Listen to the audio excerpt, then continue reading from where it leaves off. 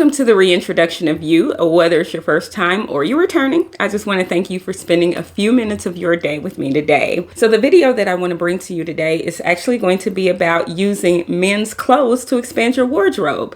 So that could be boyfriend, husband, that could be your brother. I mean, it could also be your son. It could be any man in your life and their wardrobe. So expanding your wardrobe by actually going into their closet. So a lot of times when I see people suggest dressing in certain men's clothes, it is about oversize. Use his blazer for an oversized look. Use his button down for an oversized look. And it just doesn't have to be about using their clothes for an oversized look. You can actually have a very, figure hugging or figure flattering outfit without it actually having to be bulky. Now, again, there's nothing wrong with the oversized look, but it doesn't always have to be like that. So men are generally shaped a lot differently than most women in that they have very, very wide, broad shoulders. They generally do not have a lot of tissue here. And even if they do, because some men do, it's not a shame or anything like that at all. Body shaming. It's not body shaming at all. It's just that some men do have meat here, but it isn't in the same way that our breast meat is formed. They also don't generally have hips and thighs and butts, all of those curves and things like that. So their clothes are actually made differently. So today I'm actually going to bring you 4 looks, and I will note the individual pieces that I actually borrowed from his closet. So the first item that you can actually consider pulling into your wardrobe is actually outerwear. So I'm not talking pea coats and trench coats and things like that. You can use something like a puffer vest. So you see the outfit here.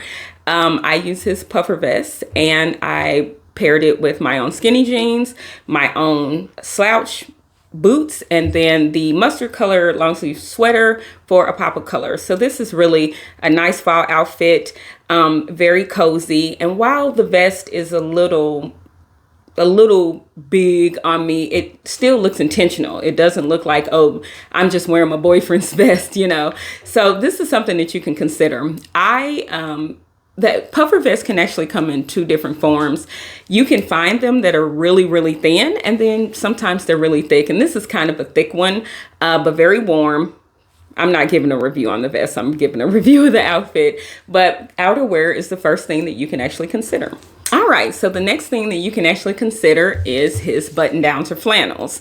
So the outfit that you see here is actually, it's my long line vest. It's actually a women's long line vest from Target.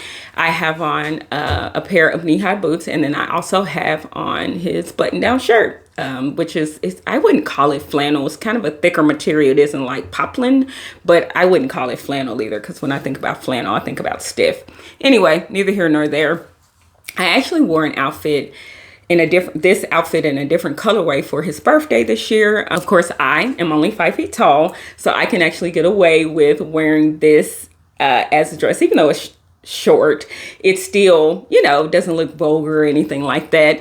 So you might just want to be mindful that, wearing some little shorty shorts up under it, so that way if the wind blows, you're not giving everyone a birthday present. So anyway, this is the second look. So the next thing that you can actually consider is unstructured. So the next thing that you can actually consider is an unstructured shirt. So the reason why I say unstructured is because if a shirt has structure, it's not going to have as much movement. The men's shirts are actually going to be broader on the shoulder. And so it doesn't flow. It doesn't conform to your body. It doesn't have that same, flowiness that, an unstructured shirt would have. So here I actually use one of his sweatshirts with a skirt that has a slit up the side and, surprise, surprise, knee-high slouchy boots. And in this outfit, you can see that I left the sweatshirt out. It gathers at the bottom, so that actually brings some of that, curve back in. It's long line, but it doesn't look like super bulky because of the fact that it's unstructured. It just drapes nicely on my shoulders instead of sitting up here. So without knowing, you might think that this was a sweater dress, when in reality it's his sweatshirt. But anyway, I actually decided to do a second look with this sweatshirt by simply taking the bottom, tucking it up under my bra, and now I have more of I guess you could call it crop, but you know, it's just shorter.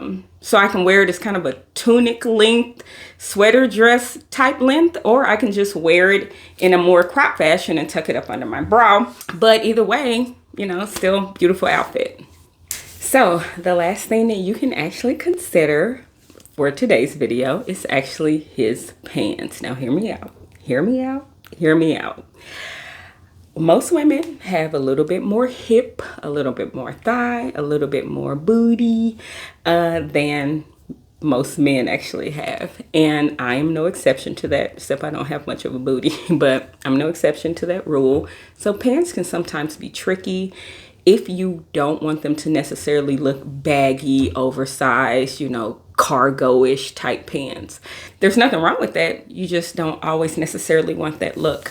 So here I actually have on a pair of his pants that are slim cut. So not they're tapered slim cut for him. So his waist size and my waist size are about the same. So they fit in the waist.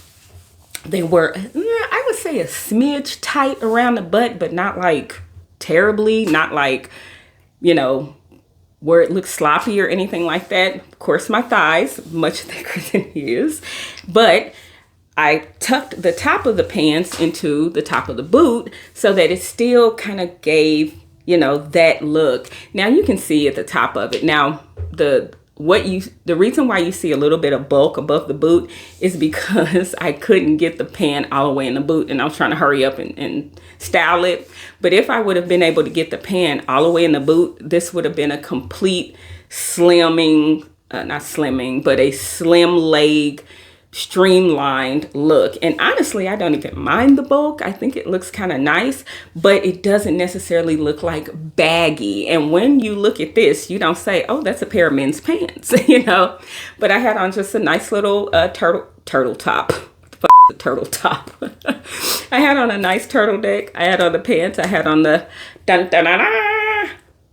knee-high slouch boots, and then this nice little overcoat, the lightweight overcoat. So altogether, it came together, and no one's like, hey, she's been in her man's closet. No, it looked like things that I got out of my closet that, you know, were intentionally made for me.